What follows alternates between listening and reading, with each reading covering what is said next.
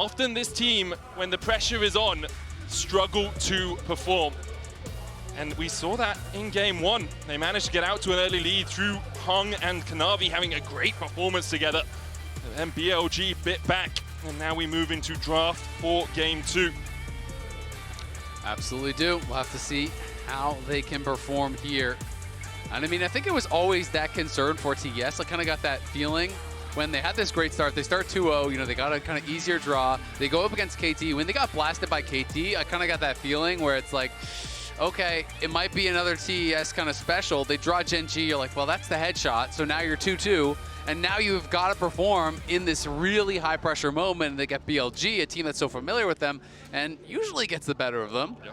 So it is definitely a tough spot to be in. Azir is still going to be up. I really do wonder, you know, if BLG would just leave the Azir up for a potential answer, bring out like a melee champion, something along the lines of that Yone or you know, even like an Akali or a Silas, just like something from Knight to try to give that over, because that feels like their style. And yeah, they're going to leave it up, and they're going to try to bait, I think, Creme into playing it. We'll see. And if you're looking for someone who can just outplay their opponent on a champion that is meta and is seen as first pick, second pick worthy, it is Knight. Like, that's what he so consistently does. For BLG, we always talk about Knight and Bin as the two key carries for the lineup. I think last game on really stepping up alongside Elk, obviously, who consistently gets those kills. Trundle and Azir, the two picks here for Top Esports into that Renekton from BLG. So now we'll see if we're going to get what I was kind of thinking, which would be something along the lines of Yone. It would mean they'd have to have an AP jungle, which could make things a little bit more complex. But it is one of those answers. Of course, if you want to go AD jungle, you can still go like Akali or whatever, Silas, things like this. But that's kind of where my mind is at right now. But we have also seen, you know, more of these kind of different style of counters, answers like the Zig, so you can, you know, go that style too and play things like that are less common, but, you know, people think of Xerath, people think of Vel'Koz, people think of Victor to try to outrange, but I really don't like the Victor matchup simply because, while you can, like, the thought process is basically, I just poke him with the E-Laser and slowly whittle him down over time. When people play well post-6, often what happens is you just get the first ult from Azir, forces your flash, the second ult kills you. So I am expecting still a melee champ. Aurora would be another option, but he's hovering through all kinds of things, and it is going to be the Aurora, which does work really, really well as a pairing with the Vi. Of course, when the Vi came through, it also makes you think of things like the Ahri that he is very famous for. But it is going to be Aurora at the end of the day. I mean, Knight really can make anything work, and this is something that is going to put a lot of pressure, you have to think, onto Creme. That Vi-Aurora combo. We've seen Knight actually bring out the Aurora twice versus Top Esports during the Grand Finals, which is the name for the entirety of the tournament, not just the finals of it. And he lost both of those games. It was Top Esports coming out as the victors, the second one going 1-0-0-1. 0-0, sorry, not having as much of an impact as he'd like. And that was Creme on the Azir, again, in that second game. So we'll see how much impact Creme can have on this pick. Knight has played it a ton, though, this year. You know, 20 games on it throughout the year. You know, second most played behind just that Talia. So it is absolutely a comfort pick. 369 on tanks. We have seen this many times before. Just going to be trying to neutralize what Ben can do on this Renekton. All the roles have been matched, so now it is just about targeting some of these comfort picks here. Elk, Ezreal, one of the champions he is most famous for. Caitlyn, of course, was already banned out earlier. And I feel like, you know, if I'm banning as BLG, you either want to ban enchanters like the Renata, or you want to ban things that can absorb the engage that you're drafting for. Things like Xayah would be what I would thinking of. I think Xayah would make sense as a ban.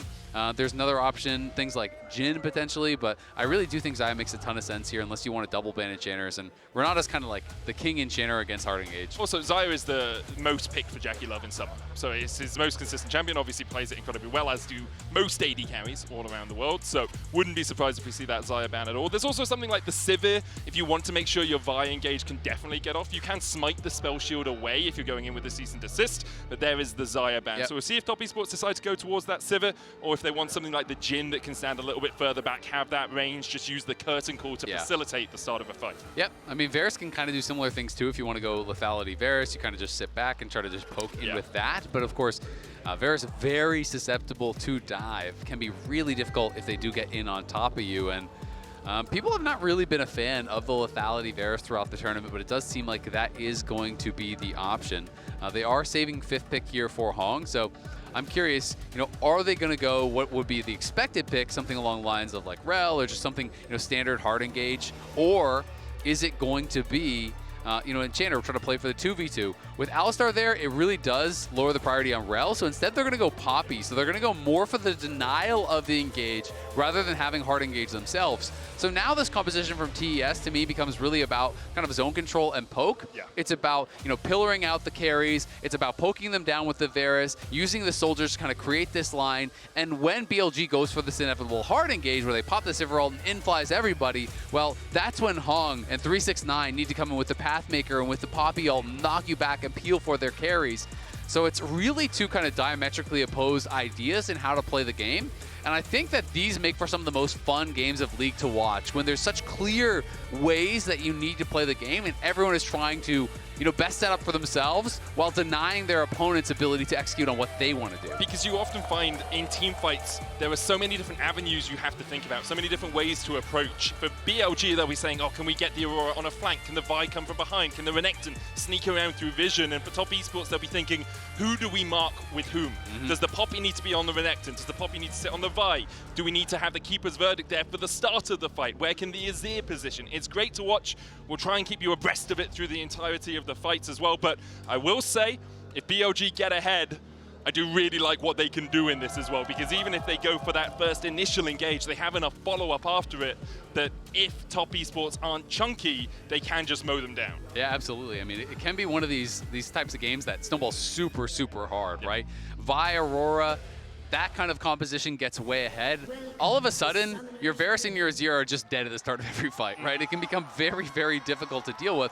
That being said, if this TES composition can stay relatively even for a long time, then you start getting into these luxury items. Then you're looking at GAs, then you're looking at Zonias, then you're looking at all of these answers for what BLG's composition is meant to do. So there is some pressure. Of course, you do obviously have that Sivir as your kind of like, that's your fallback plan or whatever you want to call it. And, you always have that. 500 CS Sivir power spike, as Knight takes a chunk of damage early in that mid lane. JackeyLove might be pathing up towards top. Looks like he's going to try and avoid On and Elk, who are waiting to catch him out. We do have 100 international games for 369 all time across his career. Congratulations to him. Looking to make it at least 101 here at Worlds 2025. Jackie being pretty annoying here, actually.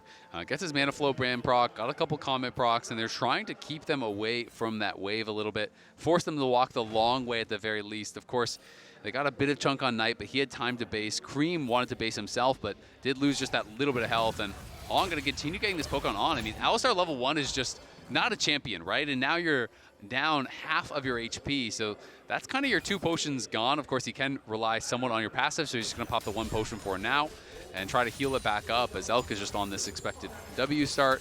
And using that ricochet to try and get the wave through as quickly as possible. On will get the knockback with the headbutt. Obviously no pulverize to follow it up, only being level 1 vision in that middle bush means that Hung can't push forward too easily.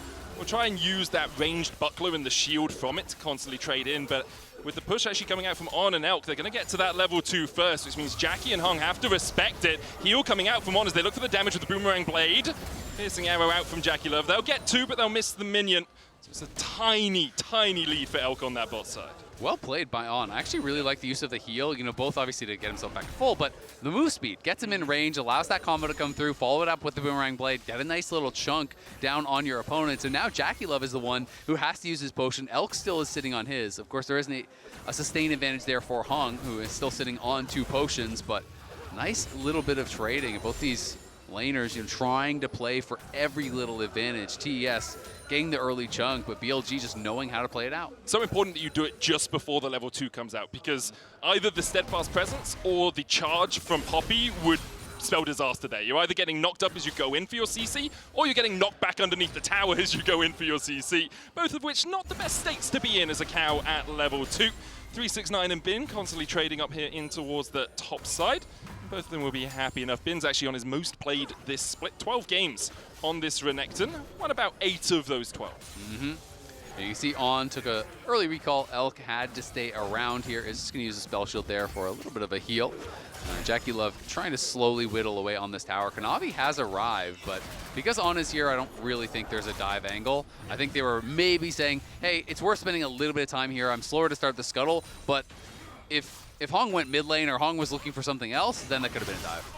Knight trading with Creme here. Shadow looking for it. Weirding out from Knight. Creme has to flash. Respects the Q flash there from Shadow. Yeah, I like that. That's well played by Shadow.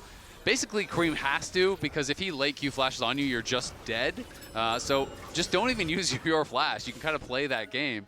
Sometimes people get really risky and then not use their flash either, but well played, putting that pressure on. Knight's still quite low here, but wants to push in the wave, and I don't think Creme's going to be able to stop him.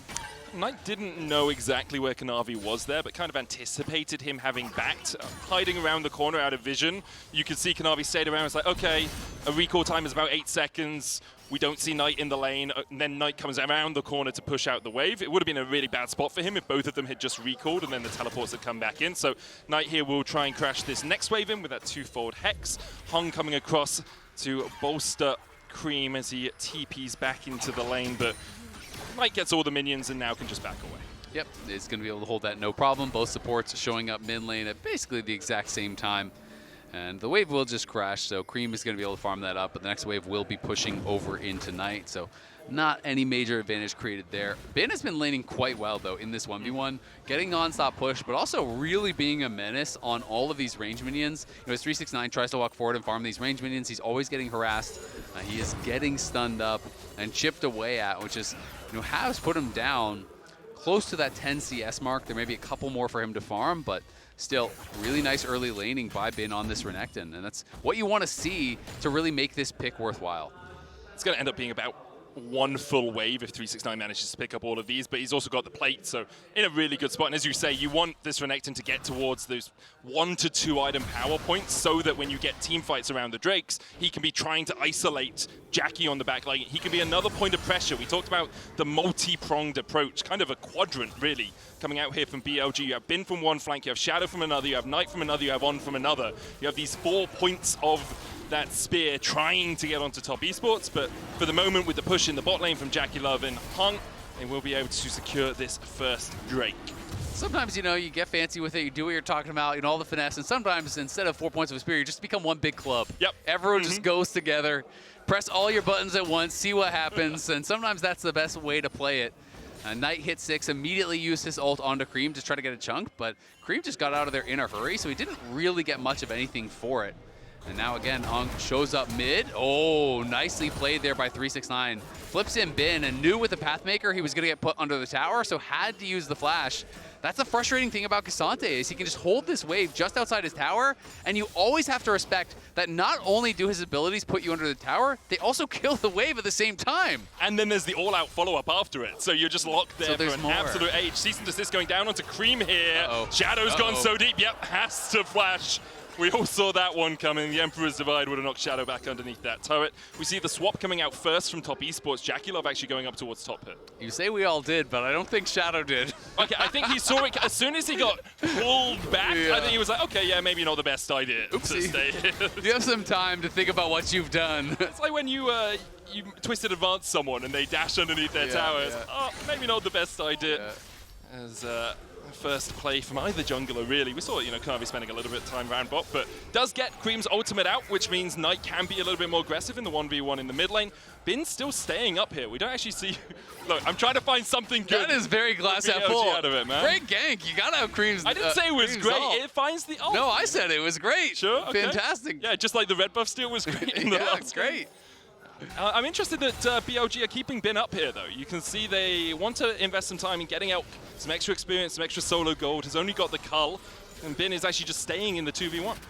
This is going to be up here for now. He doesn't have TP, so it would be hard to actually, you know, get him out of this lane unless Elk can push out bot and then move up top, something along those lines. So for now, he is just going to be chilling.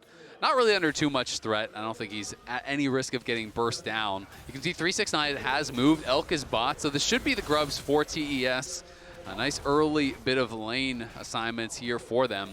and Creme will just go down bot to catch that wave eventually. Yeah, and this was my thought, right? You know you have a numbers advantage. You know the Sivir doesn't have teleport, so Top Esports will get the first Drake and 3 grubs. 2 of those objective slaying feats as Shadow tries to steal one away. Maybe they'll look for Kanavi. The smite for the slow, not enough to get that Bolt Breaker in range, and Shadow doesn't have that cease and desist. Yep, doesn't have the cease and desist and doesn't have his flash, so he can't even look for that. When did he lose that? On that great gank. Yep, true. When he forced out the ultimate from the Azir. Good job. Yeah. But, you know, at the end of the day, not that big of a deal. BLG, you know, was getting a little bit behind here and there in the last game, but obviously the compositions are very different. And I do feel like there's more pressure on BLG to be able to create action. Of course, you can always just sometimes outplay, you know, in these late game compositions, and then it doesn't really matter. You know, you step one foot in the wrong spot as JackeyLove or Creme, and maybe you just die even in a late game fight. But when you talk about scaling, you know, I think a lot of times about, you know, ease of execution, and I do think what TES has drafted is definitely a lot easier. As Bin just going to ult to try to kill the wave, I think, but trying so much. Caught up in the chain of corruption. Cold him equal, heal him up. Ruthless Predator for the stun on Hung as well, but clears the wave. Shadow is here to cover just in case it went a little bit pear-shaped. Hung, if he steps further forward, there was a possibility of an engage. You said if it went pear-shaped, but what shape was that? Oh, that was, you know, a perfect apple. Apple? Spheroid. So apple is the positive fruit and pear is the negative. Spheroid as Hung. Cease and desist onto JackeyLove. On jumps in, flashes forward for the double pulverize. JackeyLove stunned up with a trample. The keeper's verdict finds them all guilty. But really, BLG will be happy with their prize of the kill on Jackie. How about that engage from On? W to the Poppy, flash into the middle of them. Q, knock up on both. That was clean. That's what you like to see from the Alistar. And going to be able to make that play work here. Said they had to kind of find some of these aggressive moves, and they absolutely were able to. But it's also one they shouldn't really have been able to find, because Steadfast Presence exists. Unless we saw Hung use it earlier on in the lane as they were trying to push it up. His Bin's caught out, all out from 369. He just wins out the 1v1, no dominance on Bin. On now caught out a little bit, but he's going to get the knockback onto Kanavi. Has to flash away as Bolt Breaker out. Will get the CC onto that Trundle. Knight trying to put the damage in from the side, and Emperor's Divide coming out again as Shadow tries to retreat. Takes Kanavi, jumps back in with a Bolt Breaker. Creme in the middle of them, and Knight still so healthy. The Blast Cone knocks back 3 of BLG. Knight flashes the wall, and Creme is churned to butter. BLG fine 2. What a nice fight there from BLG, staying around at such low health. But On hangs around, and Knight, again, as always, just always seems to find a way to come out on top in these skirmishes. When it is down to the slimmest of margins, it is always Knight that seems to win out. Makes the roam happen here. The Ghost actually being pretty critical here for On, as he popped the Ghost pretty early, kind of just headbutts him away, runs away, and then Kanavi here flashes in to follow, but gets trample stunned, and then all of a sudden it's this difficult spot where Knight has arrived, gets the ulti down on multiple members, Shadow is able to turn and finish one off, does get knocked back by Hong on his Q, but Knight in the meanwhile is pushing out Creme, so Creme can't actually stay around and finish off anyone. They juggle the health bars there so well, just using the HP as a resource, everyone just coming in and out as their spells are up and ready. And BLG just play that skirmish out beautifully and come away with a 1.3k advantage. But it is TES coming out of that replay with 2 dragons now. We have a bit of a swip swap from game 1 as Shadow looks for Creme. Cease and desist down. Knight look for the damage with that 2-fold Hex. Weirding out, not enough. Shadow dies to the soldiers. Just not enough from Knight to get the kill, and Creme happily accepts one. Knight now needs to run away. TP out as he knows with the pillar down, there's no more CC that can interrupt that cast. Nicely done by Knight to escape, but Shadow, not some of the best ganks we've seen here in the mid lane. The guy's 2-in-1, he just needs to avoid mid. Yeah. And I understand wanting to get Creme behind because he's got the Nash's Tooth and his ear scales really well into the game, but every time you go mid, you die, Shadow, so maybe don't go there anymore. Yeah, goes mid, and this time, you know, it doesn't even force anything. It's not like you got an ult, not like you got a flash. He goes in, and I understand the thought process because they knew Creme had no ult from that earlier play, so I think the idea is good, but Azir is just such a safe champion. Gets back towards that tower, you can't finish him off, takes a couple tower shots himself, and then just gets knocked down by Creme, and now Kanavi topside. Bin could be in trouble again. Bin might be caught out here as 369 looks for the Intofos, gets the knockback after the pillar, all out, pulls Bin back, Dominus popped, but Bin will be the one going pop as Top Esports find another 3-3 now. An incredibly even early game between these two teams. Yeah, Bin did a good job creating some early advantages in that 1v1, but then it's 369 getting a solo kill on him. It's 369 setting up for a great gank here from Kanavi, and now, just like that, the K'Sante is ahead and is going to be winning in that 1v1. Built himself a nice early edge, and I mean, you really just have to stack armor against this composition. Yep. Sure, there's an Aurora, but like, in what world is the Aurora spending all their damage onto the K'Sante and you're winning the fight, right? It just doesn't exist. So already has a full Thornmail plus the Tabbies. That is kind of everyone's consistent damage that is over on the BLG side. And sure, there's a Black Cleaver. Sure, the Sivir is going to scale well, but K'Sante is just going to be a real pain for BLG's composition to deal with. It really is. It's going to be so hard for them to actually get through him until Sivir gets to like 5-6 items, and then the Shred will come out with those ricochets. Shadow looking for Creme, does have that Emperor's Divide. Shadow dashes away with the Vault Breaker, more just to clear the wave than anything more, but still 2 plates over to Top Esports on the push. On!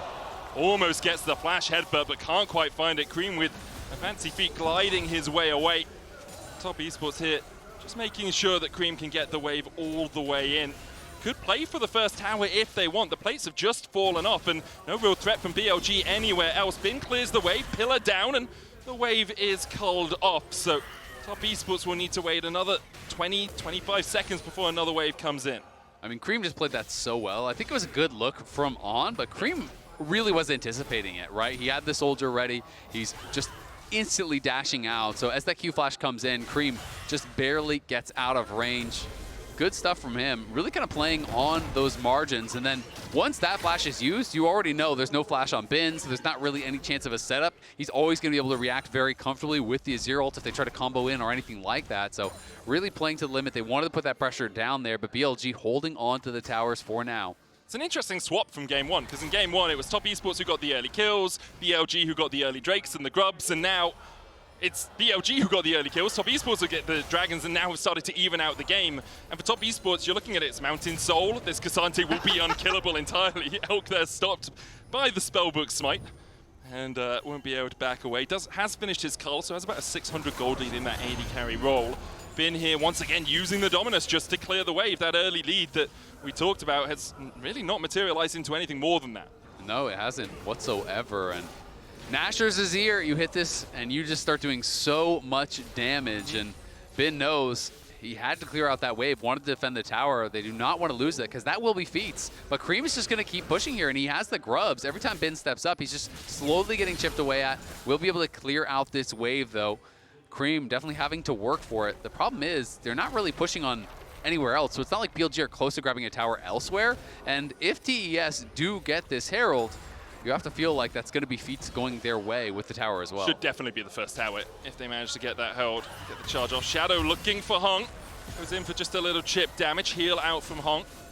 And BLG, they have to be defensive. They have to step back a little bit. There's the first tower. Creme steps forward, knowing there's no jungler on this side of the map, knowing that Elk and On are up towards that top side. There's the feats for Top Esports. BLG feel like they're trying to scale for second items at the moment, just accepting waves rather than being able to do anything proactive. Yeah, they are, and I mean, the game is still close, but it does really feel like one of these games that is maybe one fight away, like one bad fight from BLG and they're kind of out of it. I mean, they're clearly feeling like they're in a pretty terrible position if you're going to give up Soul Point without even a contest. So instead, they're just going to try to trade for Herald. They're going to try to get some more gold. But the other team, I think, is easier to play out. In my opinion, has better scaling and is now going to be at Soul Point. And when you're playing a hard engaged comp here, you know, with this Vi, with this Aurora, and you're looking at Mountain Soul, that's one of the worst, if not the worst, souls to actually see as an opportunity for TES. Especially when you talked about the K'Sante just being able to build armor as well, right? It's getting buffed up 5% per Mountain Drake you have, will be 10% if they get the soul. And then you have the shield on top of it that scales off bonus health, AD, AP. It's so tricky for BLG, and we talked about it in draft. This is one of those games that does just snowball really quickly if one team gets ahead. We kind of focused on it from BLG's point of view, saying, well, if they get ahead and they can just dive in, they will wipe Top Esports off the map.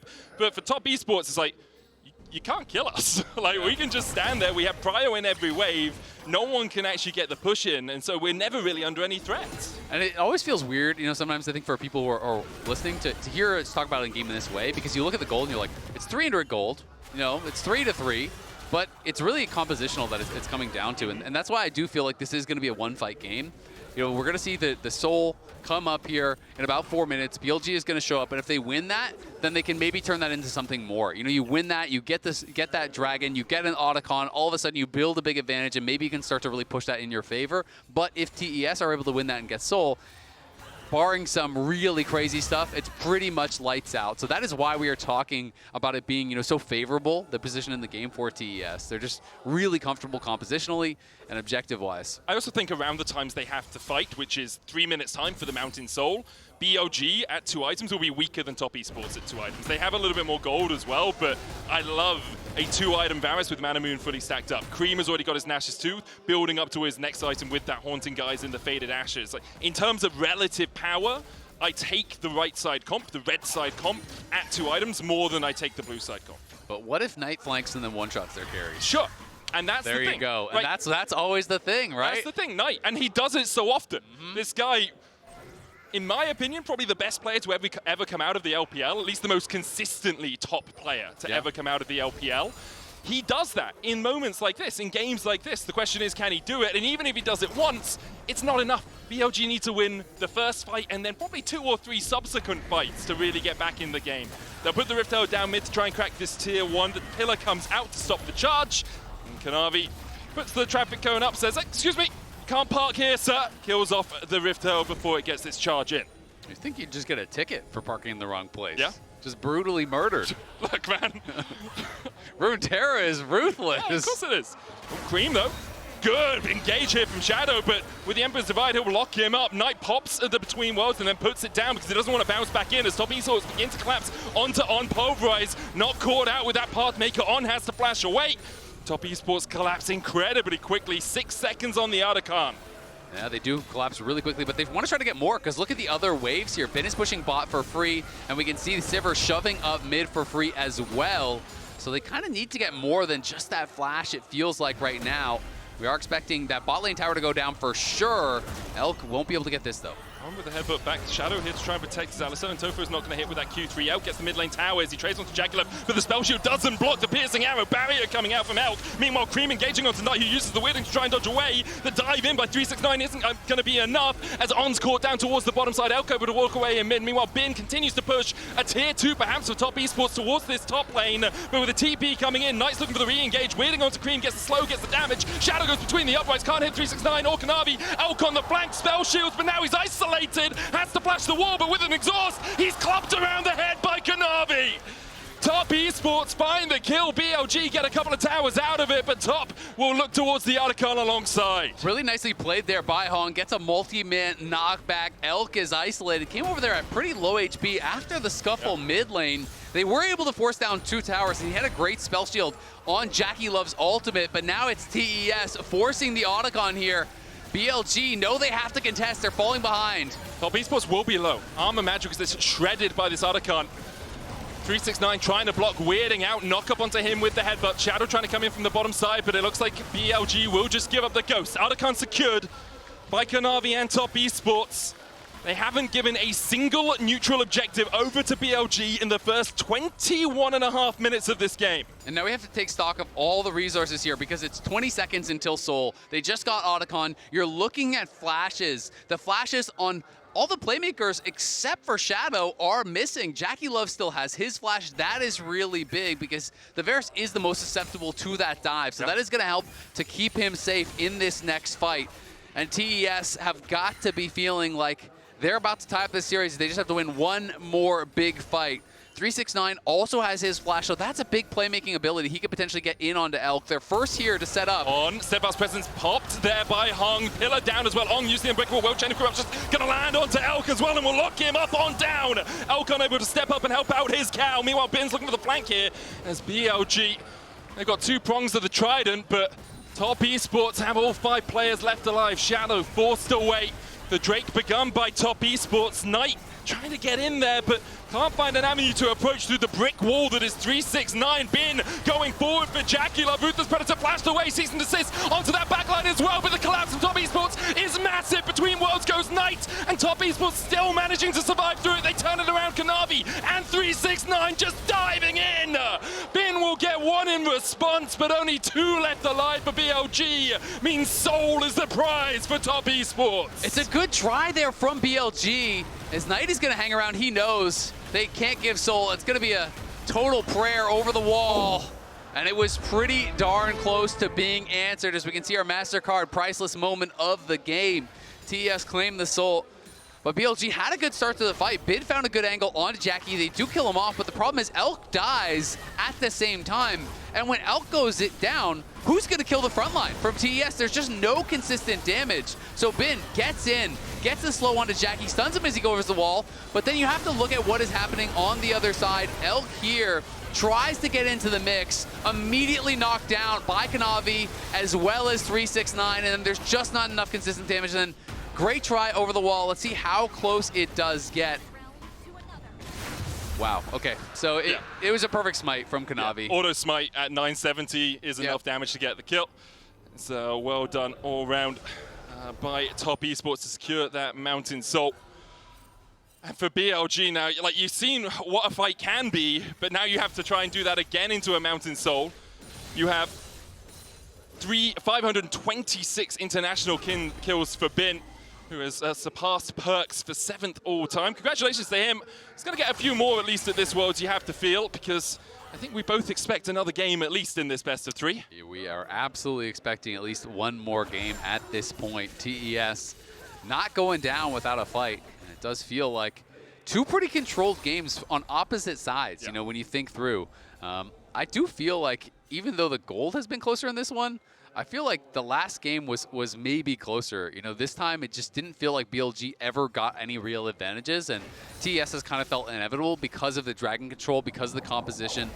They're playing it out really, really well. BLG do still have some pretty good wave clear with Elk, but the problem is, TES, I think, are strong enough now with this super tanky Kasante. You can just threaten the dive. He can just tank it up forever. And that's exactly what they do. Elk has to flash away. Meanwhile, there's a TP behind them between World Seasons Assist, all onto JackeyLove. The follower coming out from On. And BLG are looking for the fight. Kanavi still very healthy. Hung almost going down. He's going to have to flash away. Shadow gets killed off. It's a 1-for-1 exchange. Jungle up for AD carry. Bin just going to run back up towards that top side. They might try and catch Kanavi as he walks across. Bin with this Predator can't get the stun. Goes in.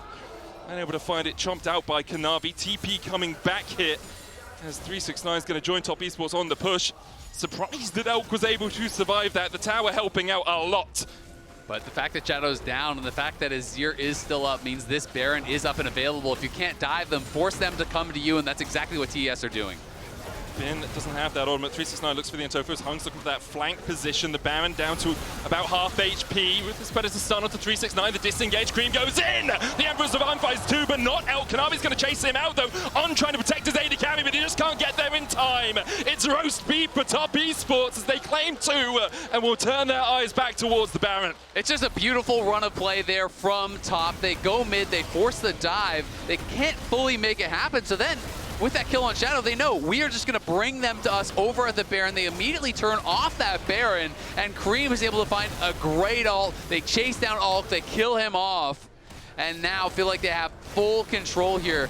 369 just kind of pushing them back, and then they decide, all right, just wait for Hung. As soon as he arrives, we are going to go. Kanavi goes in, the pillar comes down, flash from Creme. Knight does respond, and the spell shield was there from Elk, but he gets the other 2. Elk is chased down by Kanavi as well as Creme. Knight can do nothing but watch, and they know this one is all but over. Creme doing a great job there, separating the AD carry from the means of protection in the form of On and Bin. And as soon as you do that, you can just chase him. Like, he doesn't have the damage to get through a Trundle who is sitting at Spirit Visage Triforce, the upgraded plated steel caps. He is in such a strong position. Top Esports generally just in prime control of this game right now.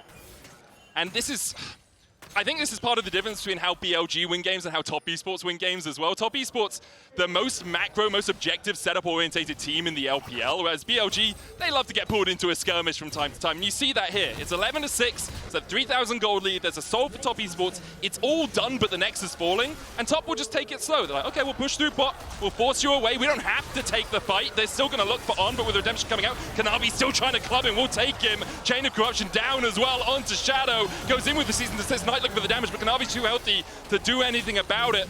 And they're just methodical. They'll force you off, they'll take the towers, they'll look for the inhibs, and BLG can't find a way back in. Yeah, BLG just simply don't have the damage in a lot of these skirmishes to really even threaten them whatsoever. With the Mountain Soul Shield, with all of their gold lead, they are looking to end the game and tie us up right here.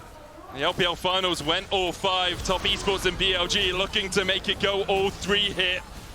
One win between either of them and that quarterfinal spot for Top Esports. They just need to take down this Nexus. BLG trying to defend. Elk using that ricochet. On goes in with a double pulverize, but the tower's almost fallen. No Nexus towers left alive. Bin, Ruthless Predator won't find the stun. On forced away. BLG forced away.